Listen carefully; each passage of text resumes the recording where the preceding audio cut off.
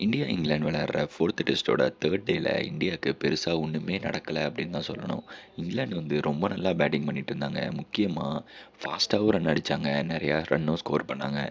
India வந்து இங்கிலாண்ட எப்படி control பண்ணணும் அப்படின்னு கொஞ்சம் கூட பிளான் இல்லாத மாரி இருந்தது. இந்தியா வாஷிங்டன் சுந்தர விளையாடுறதுக்கு காரணம் அவரோட பேட்டிங் ப்ளஸ் பவுலிங் 2 ஸ்கில்லும் தான். ஆனா மேட்ச் வந்து 70 ஓவர் ஆயுமே வந்து இந்தியா வாஷிங்டன் சுந்தருக்கு பவுலிங்கே தரல.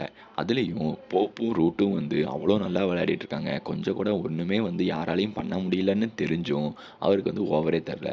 அதுக்கடுத்து அவருக்கு ஓவர் குடுத்தோனே, அவர் அடுத்தடுத்து வந்து ஹாரி ப்ரூக்கையும், ஆலி பாப்பியும் விக்கெட் எடுத்தாரு. இந்த பிளான் வந்து ஏன் இப்படி பண்றாங்கன்னு தெரியல. இங்கிலாண்ட பொறுத்தவரைக்கும், ஆலி போப்பும், ஜோ ரூட்டும் மறுபடியும் இந்த டேவ ஸ்டார்ட் பண்ணும்போது ரொம்ப கம்ஃபர்டபுளா விளையாடிட்டு இருந்தாங்க. ஒரு ஸ்டேஜ்ல 2 பேருமே செஞ்சுரி போடுவாங்க அப்படின்னு நினைக்கும்போது, கடைசியில வாஷிங்டன் சுந்தர் வந்து ஹாரி ப்ரூக்கும், ஆலி பாப்பியும் அடுத்தடுத்து விக்கெட் எடுத்தாரு. ஒரு பக்கம் விக்கெட் விழுந்தாலும், இன்னொரு பக்கம் ரொம்ப கம்ஃபர்டபுளா விளையாடிட்டு இருந்த ஜோ ரூட் வந்து செஞ்சுரி அடிச்சாரு. அவர் வந்து ரிக்கி பாண்டிங் ரெக்கார்ட வந்து கிராஸ் பண்ண கொஞ்சம் ரன் தான் தேவைப்பட்ட நிலையில, அந்த ரன்னையும் கம்ஃபர்டபுளா கிராஸ் பண்ணாரு. அதாவது டெஸ்ட் கிரிக்கெட்ல அதிக ரன் எடுத்ததுல 2வதா இருந்தது ரிக்கி பாண்டிங். அவரு ரெக்கார்டையுமே வந்து இந்த மேட்ச்ல ஜோ ரூட் வந்து கிளியர் பண்ணாரு. இதுக்கடுத்து ஜோ ரூட்டுக்கு வெறும் 2500 ரன் தான் இருக்கு சச்சின் டெண்டுல்கரை கிராஸ் பண்ண.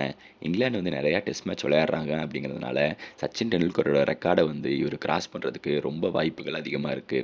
ஒரு வழியா 150 ரன் அடிச்சதுக்கப்புறம் ஜோ ரூட் வந்து அவுட் ஆனாரு. கேப்டன் பென் ஸ்டோக்ஸ் வந்து 77 ரன்னுக்கு அவுட் ஆகாம இருக்க, ஒரு பக்கம் கிறிஸ் வோக்ஸ் இருக்காரு. இங்கிலாந்து வந்து 544 ரன் ஆல்ரெடி அடிச்சிட்டாங்க. 200 ரன்னு கிட்ட லீடும் வந்துருச்சு. இந்தியன் பவுலர்ஸ் நேத்து ஃபுல்லா பவுலிங் போட்டாங்க. ஒரு நாள் ஃபுல்லா பவுலிங் போட்டும், எதுவுமே வந்து அவங்களால பிட்ச்லேருந்து எக்ஸ்ட்ராக்ட் பண்ண முடியல. பால் ஸ்விங்கு தான் ஆகலன்னா, சீமா எதா பண்ணலான்னா, எதுவும் பண்ண முடியல. இந்தியா வந்து நிஜமாவே ரொம்ப தடுமாறிட்டு இருக்காங்க அப்படின்னு தான் சொல்லணும். ஏன்னா, பிட்ச் வந்து ஹெல்ப் பண்ணல அப்படிங்கிறனால ஹோப்பையே விட்டுட்டாங்க. யாருமே வந்து விக்கெட் எடுக்கணும்னே பவுலிங் போட்ட மாரி தெரியல. பும்ராக்கும் நேத்து பெருசா ஒண்ணும் நடக்கல அப்படிங்கிறதுனால, எந்த பவுலர்ஸாலயுமே வந்து பெருசா பெர்ஃபார்ம் பண்ண முடியல. ஸ்பின்னர்ஸாவது எதா பண்ணுவாங்கன்னா, இவங்க ஸ்பின்னர்ஸ்க்கும் ஓவர் தர மாட்டேங்கிறாங்க. இந்தியா வந்து ஆல்ரெடி கன்ஃபார்ம் பண்ணிட்டாங்க அப்படின்னு நினைக்கிறேன். இந்த மேட்ச நம்ம தோக்க தான் போறோம். அதனால வந்து எதுக்கு இவ்ளோ கஷ்டப்பட்டுட்டு அப்படின்னு. இந்த மேட்ச்ல வந்து நெறையா கேள்வி கேட்க வேண்டியது இருக்கு. சுப்மன் கில்ல ஃபர்ஸ்ட்டு அவர் கேப்டன்சி ஸ்கில் வந்து நெறையா கேட்கணும். ஏன்னா, மேட்ச்ல வந்து பிரஷர் போட வேண்டிய நேரத்தில பிரஷர் போடல. உங்ககிட்ட அவ்வளோ ரிசோர்ஸ் இருந்தும் அந்த ரிசோர்ஸ யூஸ் பண்ணிக்க தெரியல. ஜஸ்பிரீத் பும்ரா வந்து ஃபுல்லா ஒர்க் லோட் வந்து அவ்வளோ குடுக்குறோம் அப்படின்னு தெரிஞ்சு தான் மத்த ஃபாஸ்ட் பவுலர்ஸ்லாம் எடுக்கிறது. ஷார்துல் தாக்கூரும், அன்சுல் கம்போஜும் 28 ஓவர் போட்டிருக்காங்க. ஜஸ்பிரீத் பும்ரா மட்டும் 28 ஓவர் போட்டிருக்காங்க. அப்படி இருக்கும்போது இதில என்ன ஒர்க் லோட் மேனேஜ்மெண்ட்? ஜஸ்பிரீத் பும்ராவ யாரு காப்பாத்துறது?